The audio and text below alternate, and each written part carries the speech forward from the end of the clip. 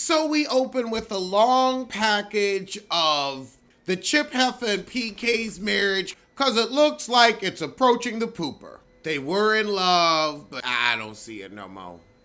And I don't see them falling back.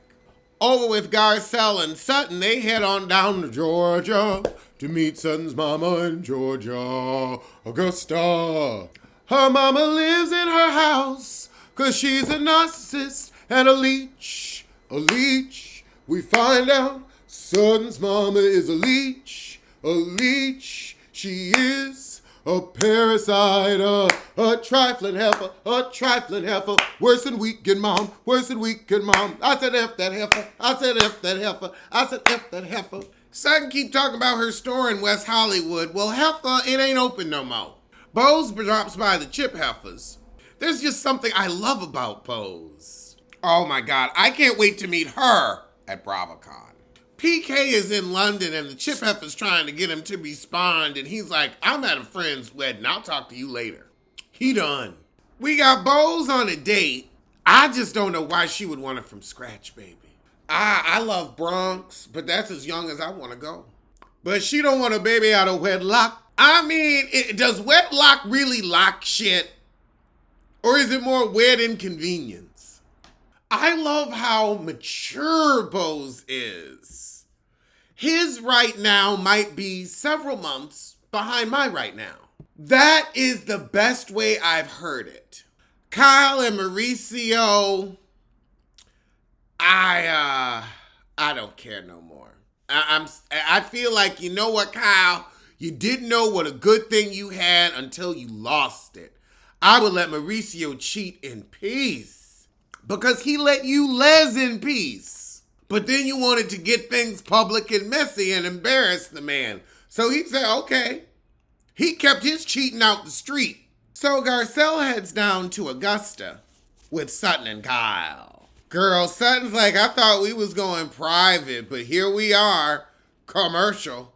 I'm sorry, Sutton got private money. I need a private plane. To get up that early? However, the fancy thing that they were in before they got on the plane is this special, like, celebrity guest room or high-end waiting room for, like, Delta, basically, where they take you right to the gate, and when you come in, you go through a different security. It's like flying private except commercial. Sutton's house is beautiful that she got in the divorce. Garcelle was nice enough to bring Sutton's mom a beautiful scarf from Saks Fifth Avenue, and she gonna be like, what is it? Is it a joke? I ain't got the patience for that. I ain't got the patience for that energy whatsoever. Sutton, fuck your mama. That's a rude bitch. And I'm sorry, but if Kyle had given it to her, we all know the reaction would have been different. The way the house looked wasn't right to me. It was giving Plantete. Antebellum. She said one of the grandkids was weird. Child, I can't. Over at Kathy Hilton's house, she's hosting a dinner for the girls. A whole lemon affair. Oh my God, these diamonds. Kathy Hilton is the essence of knowing how to live. Not knowing how to raise children, but knowing how to live. So Bose, the Chip Heifer, and Erica all show up. The Chip Heifer said, Erica, why you here? Why weren't you invited to the South? You're from 90 miles from Augusta. And she's like, child, cause Sutton. However, Bose tell Kathy, your sister, I'm trying to get to know her. And she's like, yeah, I don't try to pressure the heifer. But Bose was blunt with Kathy. Your sister ain't shit. Sutton just like her mama. And her mama a pain in the ass. Garcelle can see it and gotta gently break it to the heifer. Sutton wants her mama to be impressed, but her mama ain't. Cause her mama ain't shit. She had Sutton to please that husband who then offed himself, so she's like, why am I here and what was the point? That's how the heifer feel. Hate to say it, but it's what I'm getting. And I worked hard to open that store. I mean, I guess that marriage was hard work. Now, Sutton, you do deserve better from your mother, but she ain't got it to give. And it's sad. I know this has nothing to do with the show, but it's on during the show, so I think it counts.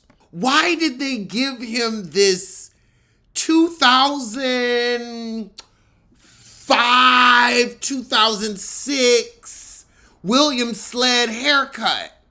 Why did they give him the Ask a Gay Man haircut? Like, I just don't get the haircut. Like, cute kids, promposal, cute commercial, but that haircut is just like, are they bringing it back? Oh my God, they're not bringing it back. It's not that old. Oh my God, you gotta be kidding me. It can't be that old that it's coming back, that the Bieber is coming back. No, we can leave that. We can leave that. I don't need people looking like Cousin It. Oh, can I help you? I already took your ass out. We'll make it to the dog park, but not right now. I gotta get housewives done. Wow. I was right. Baby, I was right. We find out Sutton's mama, when she found out about the divorce, instead of caring about her daughter, well, who's gonna pay for this? So Sutton ain't nothing but a meal ticket. Meal ticket. I was raised by a narcissist. Ooh, girl. And then you married one. So now we get the truth. She just cares about your cash, about that $300,000 a month. She wants to make sure she can stay in Gucci and gold. So Garcelle said she gonna try to help Sutton get through to her mama. However, Kyle's like, look, I know family drama. It ain't gonna be that easy. But okay, heifer. Good luck with y'all's plan. Over at Kathy's man's, they're having lunch fit for queen. Oh my God, that salad with that delicate tomato basil. Lord, Kathy out here getting 23andMe's from random ladies. She's Chinese, 3000 BC. Everybody's just, yep. They just go along because it's Kath. Sutton and her mama in this store. I don't care. I worked so hard to open that store with my husband's $300,000 a month. Oh, the agony of telling my assistant who to call and telling the people where to put things. Oh, I had to do so much telling people what to do with money. It's exhausting. If I hear Sutton say store one more time, because the shit ain't even open no more. It's all online now. But Sutton keeping the fact that her mama is a money-grubbing shyster that has been putting her out on the whole scroll all her life. Here's your one chance, fancy, don't let me down. Pimping that ass. Girl, you should have led with that. You buried the lead that you was out here supporting your mama lifestyle. Over at Kathy's, however, the chip heifer is airing PK out saying he was a piece of shit father and would disappear for weeks on end. I'm not surprised, because PK seems like a boarding school parent. I don't think he ever imagined raising children, and I think y'all should have had the conversation about raising children, because he gives me a Stansberry tea, where he would send them kids to boarding school like he was probably sent away to school, where they don't really raise kids after 6. So I think y'all should have had a conversation about who was going to raise them kids, because he never thought it was going to be him. Kathy tells Bose, however, if you needed something from Kyle, she'd be there. She's a Capricorn. That's true. We do like coming through for people. Kathy said, who couldn't help but love PJ? Kathy know how to throw some shade. Then she said, well, how old is he? And the chip heifer says 56. And she said, well, he looked 56 when I met him. And I've known him a very long time. Oh my God. Oh. 56. What does 56 look like? So instead of a 4-page letter and sealed with a kiss, she got a 7-page email about finances and taking over the mortgage for that house. So Erica asked the chip heifer, why you staying married? And Kathy's like, Bose wants to know too. And she's like, I guess really there's no reason. It's done. It's done. It's shit the bed. Now, the chip heifer wants to say it hurts that PK trying to get out without giving her half. He got sober, sweetie. That That didn't have anything to do with that timing, him getting sober. He just happened to get sober and was like, I'm done with you. But he got sober and he's done with you. That just, to me, that speaks a lot more to what kind of a marriage that was. He got sober and realized, I cannot. Also, you became unbearable after that break-in. Like, there were a whole bunch of things that, I'm sorry. I know you want to say, oh, it's this. It's not. It just happens to be 6 months away. But yeah, y'all ain't making that 10 years. But let's get to the after show.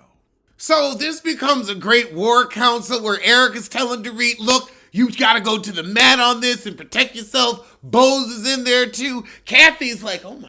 Kathy's like, I don't know nothing about this shit. I've been happy. So after show part 1, is Kyle able to move on? God, I hope so, because he done moved on. So life made that choice for you, like Bose said. Kyle actually seems just sad. She's like, we really do get along, and I'm glad that we can navigate this, but it's just sad that it's over. Kyle goes on about how she don't know where she gonna live after Portia moves out. She's like, I'll probably live between Aspen, LA, and La Quinta. The chip heifer, however, has been blindsided by PK. I'll say you don't know him because he's sober and you've been dealing with the drunk you could boss around. Sutton's upset that her mama didn't care about her feelings during the divorce. You should have known your mama wasn't shit. Fancy. So Sutton's mom is still friends with Sutton's ex. She worried about the coin. Not your feelings, Sut. So the girls are like, look, you can take whoever you want to Augusta. Just tell us first. Don't be secretive about it. It's cowardly. And I agree. Well, that was the shit, and I'ma see you soon for something.